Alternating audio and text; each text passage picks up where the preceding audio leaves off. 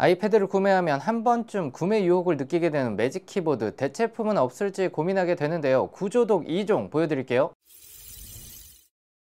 안녕하세요, 인테크입니다. 아이패드를 구매하고 나면 필수적으로 따라오는 고민이 매직 키보드를 구매해야 할까? 라는 물음일 거예요. 아이패드도 비싼데 매직 키보드를 사려고 보면 40만 원이 넘어갑니다. 어지간한 태블릿 새 제품을 구매할 수 있는 가격이에요. 자, 그래서 제가 준비를 했는데요. 구조독 키보드를 가지고 왔습니다. A1938과 A1941인데요. 지금 제가 보여드리는 게 A1941이에요. 그냥 보시면 사실 정품 매직 키보드하고 별반 차이가 없습니다. 제가 이 옆에다가 정품을 한번 놔볼게요. 지금 화면에 애플 펜슬이 붙어있는 모델이 M5 모델이고 구조독 A1941과 매칭이 된 모습이고요. 애플 펜슬이 없는 쪽 화면상 오른쪽이 정품 매직 키보드와 M4 11인치가 매칭되어 있는 거예요. 키보드만 보면 사실 큰 차이를 못 느낄 정도로 빌드 퀄리티가 상당한 수준으로 올라왔고요. 자, 그런데 뒷면을 보면 약간 차이가 있기는 해요. 일단은 사과 마크가 없어요. 그리고 디테일하게 살펴보면 정품에 비해서 아주 약간 빌드 퀄리티가 떨어진다 라는 느낌이 들기는 해요. 그런데 가격이 4분의 1, 5분의 1이잖아요. 그렇기 때문에 어느 정도 합리화가 돼요.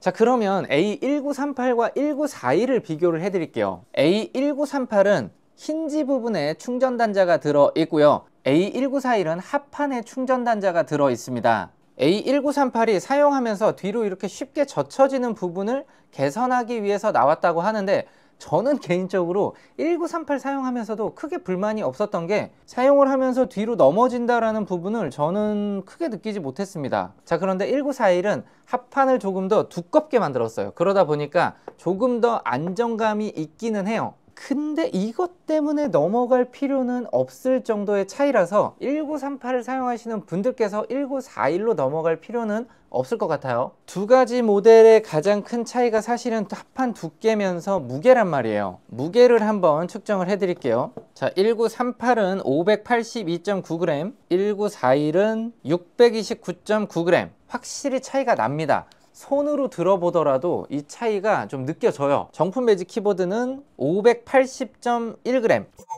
자, 그리고 1938과 1941은 모두 블루투스 기반의 연결 방식을 가지고 있는데요. 전작을 한번 살펴보면 포고핀 방식도 있었습니다. 저희 채널에서도 한번 소개를 해드린 적이 있는 모델인데요. 그리고 이때는 킥스탠드 방식으로 설계가 되어 있었는데 장단점이 있었습니다. 포고핀 방식이기 때문에 따로 충전을 하지 않아도 되고 연결을 할 때에도 블루투스 연결을 추가로 할 필요가 없었죠. 그런데 치명적인 단점이 하나 발견됐어요. 아이패드 OS 26이 올라간 이후에 지금 사용할 수가 없습니다. 저뿐만이 아니더라고요. 펌웨어 업데이트를 통해서 해결이 가능하다라는 글도 있는데 제가 가지고 있는 제품은 현재 호환이 되지 않고 있어요.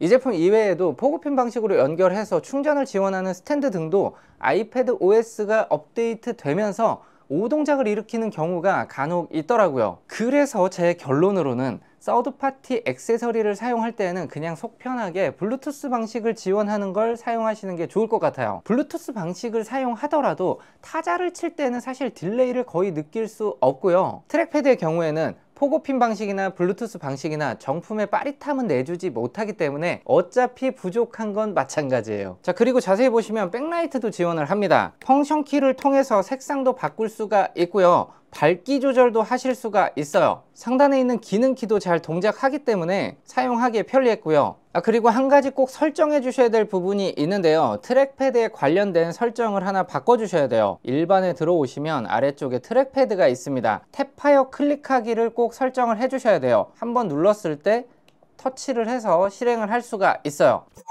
제가 직접 사용을 해보니까 타자치기에는 전혀 무리가 없었고요. 트랙패드는 약간 아쉬웠지만 작은 마우스를 연결하면 또 해결할 수 있는 부분이기 때문에 아이패드를 가지고 문서 작업을 하거나 생산성을 확장하고 싶은 분들이라면 구조독 키보드를 한 번쯤 사용해 보셔도 좋을 것 같아요. 그리고 1938과 1941은 큰 차이가 없으니까 조금 더 가벼운 제품을 쓰고 싶다 라고 하면 1938로 가시는 게 좋고요. 나는 더 강력한 지지를 원한다 라고 한다면 1941을 선택하시는 게 좋겠어요. 그리고 포고핀 방식은 연결이 안 될 수도 있다는 점을 꼭 염두에 두고 선택하시는 게 좋겠습니다.